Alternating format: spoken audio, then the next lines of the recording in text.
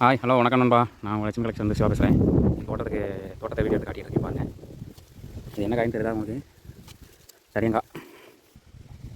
நம்ம தோட்டத்தில் உள்ள தடியங்காய் இதெல்லாம் இந்த மாதிரி சாணி ஆட்டாம்பட்டு வரும். இந்த மாதிரி இயற்கையாக உள்ளதை மட்டும்தான் போட்டு விளைய வச்சுருக்கோம் எல்லாத்தையும்.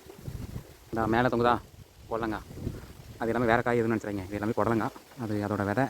இப்போ அதில் இருந்து ஒரு காய் நல்லா பழுத்து அதோட விதை எடுக்கக்காக அது விட்டுருக்கோம். அதை காட்டுறேன் பாருங்க. நல்லா இருக்கா? இது புடலங்காய். இதை இப்படியே சமைச்சு விட்டோம் அப்படின்னா இதோட விதை எல்லாமே வெளில வந்துடும். விதை எடுத்து மறுபடியும் இதை தளர்க்க போடுற காய் வச்சுருக்கோம். இது ஃபுல்லாகவே நம்ம தோட்டத்தில் உள்ள அரைக்கீரை. இது எல்லாரும் தண்டைங்கிறன்னு சொல்லிட்டு இருந்தாங்க. அந்த வளர்ந்துக்கிறத பார்த்து இது எல்லாமே அரைக்கீரை. எல்லாமே இயற்கை உரம் போட்டுக்கிறதுனால நல்லா இலை எல்லாமே நல்லா பெரிய இலையாக இருங்க. இந்த மாதிரி இருக்கும். என்ன பூச்சி மருந்து அடிக்க மாட்டோம், நல்லாயிருக்கும். அதிலே ஒரு சிகப்பு தண்டு கீரை வளர்ந்துக்கு பாருங்க. இது அவுத்துக்கீரை. அழகாக இருக்கும். சாப்பிட்றதுக்கு இந்த முருங்கைக்கீரை வசக்கி சாப்பிட்ற மாதிரி தான் இருக்கும். டேஸ்ட்டும் கிட்ட அதே மாதிரி தான் இருக்கும். லேசாக கசந்தாலும் அந்த மாதிரி இருக்கும். அதை பக்குவமாக செஞ்சாங்கன்னா நல்லாயிருக்கும். இது பூசணிக்காய். இப்போ தான் பிஞ்சு பிடிச்சிருக்கு. இதில் சுரக்காவும் புடலங்காவும் கூடயும் சேர்ந்து கிடக்கு. புடலங்காய் மட்டும் கிடக்கு. இன்னும் விளையில இன்னும் 2 நாளில் விளைஞ்சிடும். அப்புறம் இது ஆயணும்.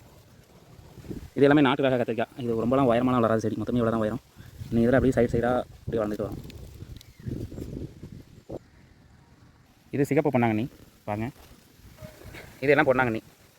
இது சாணியும் ஆட்டாம்பழக்கையும் சேர்ந்து அரைச்சி வச்சுருக்கோம். இதை தான் போடுவோம். இதிலேயே ஒரு கொடுப்பு கீரை வளர்ந்துருப்பாங்க. எவ்வளோ பெருசாக இருக்குங்க. ஒருத்தர் சொல்கிறாங்க கொடுப்பு கீரை எவ்வளோ பெருசு வராது, சின்னதாக தான் இருக்கும்ட்டு. அது நம்ம போடக்கூடிய உரம் பொறுத்து இருக்குது. இதெல்லாம் அந்த உரத்துலேயே இருந்து வளர்ந்ததுனால இன்னொன்று இவ்வளோ பெருசு இருக்குது. இது எல்லாமே கருந்துளசி. சளிக்கு நல்லாயிருக்கும். அப்புறம் இன்னொரு விஷயம் சொல்லணும்னு நினச்சா எல்லாருக்கும், இந்த மாதிரி கீரை எல்லாம் இந்த மாதிரி ஓட்ட விடுறது, இந்த மாதிரி பூச்சி கடிச்சிருக்கிறது எல்லாமே நீங்கள் வந்து இது நல்லா இல்லாத நீங்கள் தந்துருக்கீங்க அப்படின்னு நினச்சிக்கிறாங்க. உண்மையை சொல்ல போனால் இந்த மாதிரி கீரைகள், இந்த மாதிரி பூச்சி கடிக்காத இந்த மாதிரி பூச்சி கடிச்சிருக்கக்கூடிய கீரைகள் எல்லாமே தான் நல்ல கீரைகள். ஏன்னா எப்படி சொல்கிறேன் அப்படின்னா, இந்த மாதிரி பூச்சி கடிச்சிருக்க கீரைகளில் வந்து பூச்சி மருந்து தெளிக்காமல் இருக்கும். நீங்கள் என்ன நினச்சிட்றீங்க, இந்த மாதிரி பூச்சி கடிச்சிருக்குன்னு இது கீரை நல்ல கீரை இல்லை, பூச்சி கடிச்சிருக்கு, புழு கடிச்சிருக்கு அப்படின்னு நினச்சிட்டு இருக்கீங்க. இந்த மாதிரி புழு பூச்சிகள் கடிச்சிருக்கக்கூடிய இந்த மாதிரி இலைகள் கீரைகள் எல்லாமே தான் பூச்சி மருந்து அடிக்காமல் இருக்கும்னு அர்த்தம். நீங்கள் ஃப்ரெஷ்ஷாக இப்படி ஒரு புழு கூட பூச்சி கூட கடிக்காமல் இருக்குது அப்படின்னா அது பூச்சி மருந்து தெளிச்ச கீரையாக இருக்கும். அது டேஸ்ட்டும் இருக்காது, ருசியும் இருக்காது. அது போக நம்ம என்ன பர்பஸ்க்காக சாப்பிட்றோமோ அதோட பலன் நமக்கு முழுமையாக கிடைக்காது. அதனால் எப்போதுமே ஏதாவது இந்த மாதிரி ஒரு சில இலைகளில் பூச்சி 1-2 கடிச்சிருக்கான்னு பார்த்துக்கோங்க. கீரை அந்த மாதிரி எதுவும் வாங்கக்கூடிய மக்கள் வந்து இந்த மாதிரி 1-2 பூச்சிகள் ஏதாவது கடிச்சிருக்கான்னு பார்த்துக்கோங்க. அப்படி கடிச்சிருக்கு அப்படின்னா உண்மைக்குமே அந்த கீரைகளில் மருந்து எதுவுமே அடிக்கலன்னு அர்த்தம்.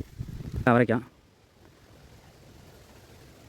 பாருங்கள். இது அதோட பூ, அதில் 2 காய். இந்த மாதிரி டெய்லியும் இந்த மாதிரி பார்த்தீங்கன்னா வீடியோகள் எல்லாமே போட்டுருக்கேன் நம்மளோட இன்ஸ்டா மற்றும் யூடியூப் சேனலில். காலையில் 6 to 8 எப்போவுமே தோட்டத்தின வீடியோ டெய்லியும் உங்களுக்கு போட்டுருக்கேன். நம்ம ஐடியா ஃபாலோ பண்ணிடுவோங்க. கீழே ஐடியோட நம்பர் கீழே ஐடியோட டீட்டெயில் கொடுக்குறேன். அதுபோல் நம்மளோட யூடியூப் சேனலோட லிங்க்கும் கீழே கொடுக்குறேன். சப்ஸ்கிரைப் பண்ணிக்கோங்க. நன்றி, வணக்கம்.